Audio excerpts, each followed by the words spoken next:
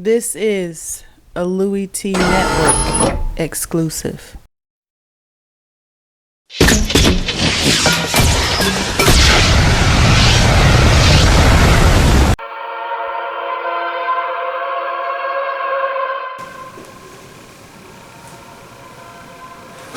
get it, babe! For me, Jordan, Louie Tee, welcome. You are in the lab room, of course. I'm your host, Lou. Thank you for joining me on the 2016 NFL Draft Prospects 101 series, your guide to some of the biggest and hottest names of the 2016 NFL Draft. We're talking pass rushers, edge pass rushers, defensive end, outside linebacker, you name it. We're talking about it right now on the 2016 NFL Draft Prospects 101 series. And the next guy that I want to talk about is a big man. Talking about Clemson's defensive end, Shaq Lawson. Let's start with his pros. 6'3", 270 pounds. And sometimes when I look at him, I question if that's 6'3", 270 or is that 6'3", 280. That's a big guy. Okay, he's a big physical man. And sometimes I look at him and I say, you sure you're not 280, brother? But 270 is what they have him listed as. 270 is what I'm going with, but he's a big man. And what that size does for him is it lends itself to the next pro. It makes him scheme diverse. I could see Shaq Lawson going a number of different ways when he is selected in the 2016 NFL Draft. I could see him being a 5 tech for someone. I could see him being an outside linebacker, which they did line him up quite a bit at Clemson, or I could see him being a base 4-3 defensive end for someone. Again, the possibilities are endless because there are a number of things that he does well that will allow you to put him in a scheme and feel comfortable with what you'll get out of Shaq Lawson. The next pro, patient, disciplined football player. He's not one of these guys, and I've talked about this with Joey Bosa, that'll run up the field all willy-nilly and run himself out of the play. It's not Shaq Lawson's game. He's a patient football player. Now, there's a gift and a curse to being a patient football player, and I'll talk about that a little bit later on, but there's an upside to being patient because a lot of times you find yourself in the right place. You stay at home backside when you're supposed to, and that running back cuts it back to you. Guess what? You're home, you're ready to answer the door, you open it up, and you get yourself a tackle for a loss. If the quarterback's going play action fake, you need to make sure it's not a run first, and then you go after the quarterback. Now you get yourself a sack. They run that bootleg, you stay at home, quarterback boots right back to your side. Hello, you get a sack. So he can be a patient football player, and I think it pays dividends off for Shaq Lawson a lot of times where he's right there where he needs to be, and because he wasn't too hasty in his rush, he ends up making a play. And so I think him being a patient and disciplined player helps him as a defensive end. Start at the point of attack. This is a guy that you're going to be able to move in the run game. He's got some leverage. He uses his long arms to be able to stand guys up at the point of attack. I didn't see him moved very often in the run game. I would love to see him stack and shed better. But as far as him just being a nuisance in the run game, he's a very physical football player, starting the point of attack, and he does make plays in the backfield, and he does make plays by standing guys up. And even if he didn't make the tackle, because you couldn't move him off the spot at the line of scrimmage, at the point of attack, other guys are allowed to make plays off of him. His next pro to me is exactly why I think he'll be a solid pass rusher, but not a great one, and we'll talk about why he won't be great, but he's going to be at least solid because of his spin and his bull rush. I call it bread and butter because those are the two moves that he has in his arsenal, neither of which are necessarily his fastball. I don't think he actually has a dominant fastball. He's more of a I don't want to call it, he's more of a Tom Glavine type of guy. He's trying to paint that outside corner. Fastball's not getting anywhere up over 91, but it's location, location, location. With Shaq Lawson, I think his spin move is something that he utilizes to death. Sometimes I'm like, all right. Too many spin moves, you're getting out of control with it, but he knows how to use it. It's not Dwight Freeney-esque, but it's damn close. He knows how to use it well. He knows how to set a tackle up, get him off balance, get him opening up to the outside and then spinning back to the inside. A lot of times when it doesn't win, it's because that tackle has help. whether the guard comes over and double teams or the running back is there, teams know that Shaq Lawson is a big-time playmaker for the Clemson Tigers defense, and they were keeping eyes on him, and a lot of times there were usually two sets of eyes on him. So even when he would spin and win, a lot of times there'd be a guy there to clean him up to not allow him to get to the inside cleanly. But that spin move is lethal, and he uses it very well. And then he's also got an outstanding bull rush where he just gets up on top of a guy, drives him back into the lap of the quarterback. Saw that a number of times, and even though he didn't get sacks necessarily on all of these bull rushes, what it did was it really made the quarterback uncomfortable. And again, this Clemson defense was allowed to swarm, whether it was Bull Ware or Dodd, one of these other guys that would benefit from the bull rush of Shaq Lawson.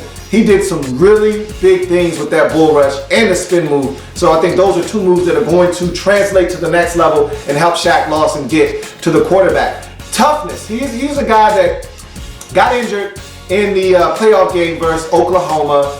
Clemson was able to win, and they had a week or two off between that game, and I want to say it was just couple of days, maybe a couple of days, where they had to play the championship game versus Alabama, and he was able to play, man. He's a tough guy, and he had 2 sacks in that game. So he's a tough individual. He's a guy that I think he's a great teammate. Even when he got injured in that game against Oklahoma, you could tell it was tearing him up not being out there with his teammates. But he was the guy, first guy over there cheering with the towel, being a coach on the sidelines, instructing guys, the guy that was in for him, instructing him what to do. You could see he was still engaged with the football game. So there are a lot of things to like about Shaq Lawson.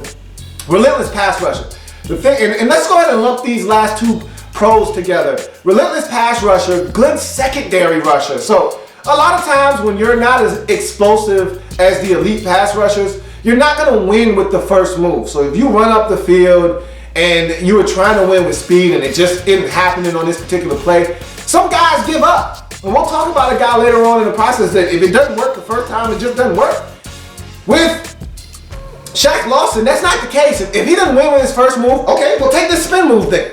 All right, and he'll win with that spin move. Or, okay, so my speed rush to the outside didn't work. Okay, well, take this hammer, take this rip move to the inside. I'm going to move you out of the way. I'm going to get back to the inside and see if I can't clean up a mess if that was left by the quarterback. Coverage is good down the field. I'm going to keep rushing and see if I can't get to the quarterback and get me a sack. So he's a relentless pass rusher, and his secondary rush sometimes is better than his initial rush. Sometimes he'll rush up the field, he'll get stonewalled, and then spin. Boom. He's in the backfield now, and now it's a race to the quarterback. And so his secondary rush is something that will get him a sack and a half, 2 sacks in any given game because of him not giving up on the play, but him also continuing to rush even when the first one is stalemated.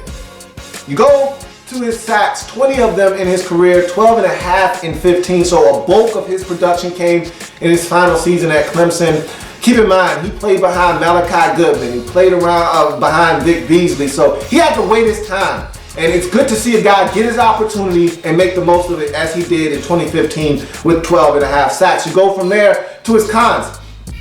The one that I think is going to hurt him the most at the next level lacks explosiveness. This guy is not explosive at all whatsoever. He's not going to beat you around the corner with elite speed or anything of the sort. So he has to win with the spin move. He needs to be a great secondary rusher because if he goes up the field with the speed rush, most NFL tackles of any quality is going to be able to stonewall him and beat him and not allow him to win outside on the edges with just pure speed. So what he's going to have to do is supplement that with some hand usage, with the bull rush, and also with the spin move. And if he can do that, I think he'll be just fine in that department. But he does not have explosiveness. He's not going to be one of these guys that wows you with a first step or a second step. He's not that type of player. He doesn't have great closing speed. So when he does beat the tackle around the corner, or he's chasing a quarterback because he wasn't blocked on the backside, chances are he's not going to catch that quarterback because he's not an explosive football player. Late off the snap. And there are 2 things. I'm going to go ahead and kind of put these 2 together. He's lined up in the neutral zone way too often for me. Like, bro, it's too easy to line up behind the football because all it takes is once you're lined up, whether you're standing up, and he's an equal opportunity offender. He'll get a offsides neutral zone infraction standing up in a 2-point stance, and he'll get one with his hand in the dirt. It's too easy to just look down the line and see where the football is. Okay? There are a couple of plays where it's egregious, like the football's here, and he's literally past the football, and I'm like, dude, you can't tell me you didn't see that you were past the football, that you were way in the neutral zone. I think one happened in the national championship game versus Alabama where he's literally probably a whole foot past the football. I'm like, dude, what are you looking at? You can't do that. And he did it multiple times. At least 5 or 6 times I saw Shaq Lawson line up in the neutral zone, and because of that, sometimes I think it becomes cognizant to him where he's like, okay, I need to make sure that I'm not offsides.